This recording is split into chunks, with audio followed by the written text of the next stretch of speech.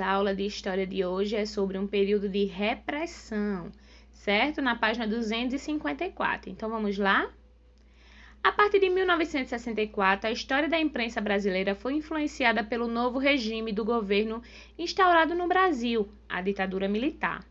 Neste ano, por meio de um golpe, o presidente João Goulart foi afastado do poder e os militares passaram a governar o país. O governo instituído pelos militares era uma ditadura, ou seja, um governo imposto que tinha características autoritárias e repressivas. Assim, os opositores do governo eram perseguidos e impedidos de expressar livremente suas opiniões. Então, ocorreu o que nesse período? A censura à imprensa. Então, o que foi isso? Para impedir a circulação de ideias contrárias ao governo, os militares passaram a censurar os meios de comunicação e as manifestações artísticas. Assim, jornalistas, músicos, compositores e atores eram constantemente vigiados e tinham muitos de seus trabalhos alterados ou censurados, ou seja, impedidos de ser divulgados. E aí você tem uma imagem de uma dessas manifestações que ela pedia imprensa livre, certo? Então, a ditadura e a imprensa alternativa, que é um dos temas. O que é a imprensa alternativa? Durante o regime militar, foram criados muitos jornais e revistas que faziam oposição à ditadura, que eram contra a ditadura. Esses órgãos de imprensa ficaram conhecidos como imprensa alternativa. Essa imprensa utilizava humor e recursos como charges e entrevistas para divulgar ideias contrárias ao regime militar. Para burlar a censura, muitas críticas eram feitas de modos disfarçados. Um dos principais jornais alternativos foi o Pasquim, criado em 1969. Então, aí vocês têm uma foto desse Pasquim, desse jornal, que trouxe como capa a fotografia dos membros da redação que haviam sido presos pela ditadura, certo? Então, a importância da liberdade de expressão. O que é a liberdade de expressão? É quando a gente tem um direito, certo, de falar algo, sem ninguém nos censurar, sem ninguém nos impedir. É nosso direito. Com a censura e a repressão vigente durante a ditadura militar, a população perdeu o direito à liberdade de expressão. Você já parou para pensar na importância da liberdade de expressão? Viver em uma sociedade onde é proibido se manifestar é muito ruim, pois perdemos o direito de emitir nossas opiniões e de ser ouvido.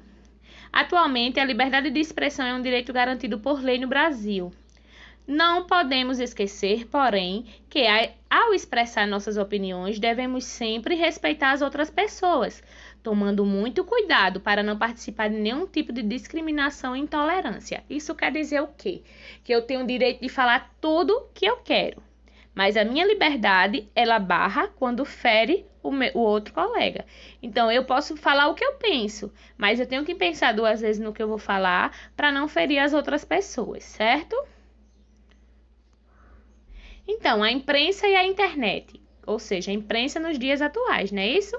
Com o fim da ditadura militar, na década de 1980, a imprensa brasileira passou a ter mais liberdade para publicar notícias e reportagens.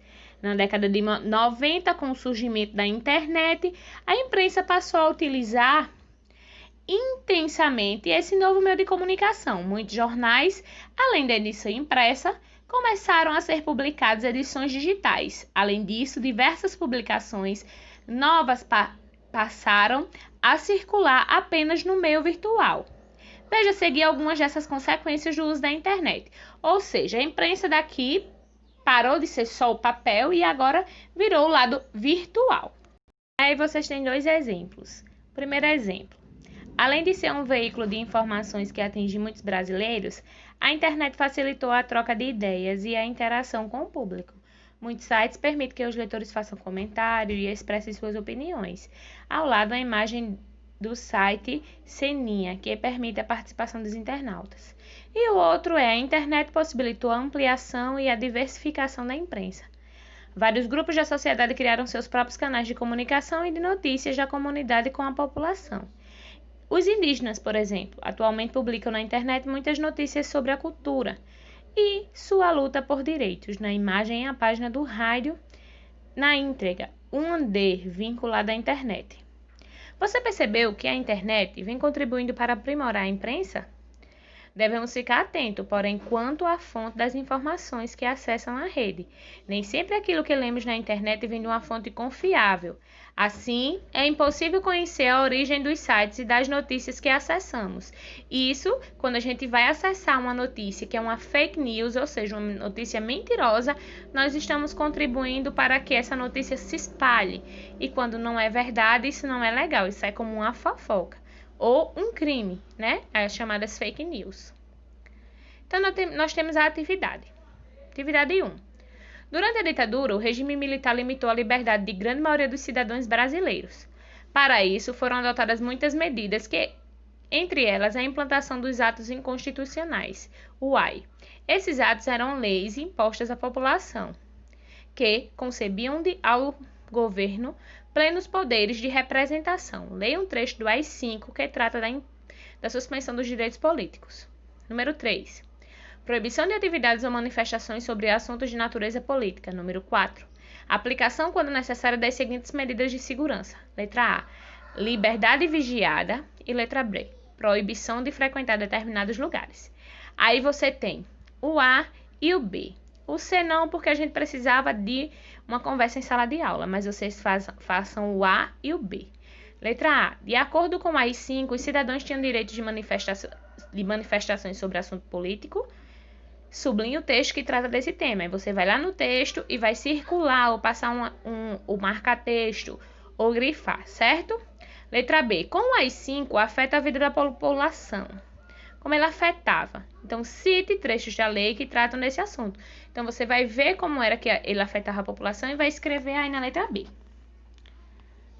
E aqui a cidadania no dia a dia. Isso aqui é para a gente aprender um pouco mais sobre a imprensa e o compromisso com a verdade. Então, isso aqui vocês podem ler e observar o que eles falam, certo? Então, meus amores, a atividade de hoje de história foi essa. Qualquer dúvida, ligue para a tia pelo WhatsApp ou mande mensagem. Então, beijos e até a próxima.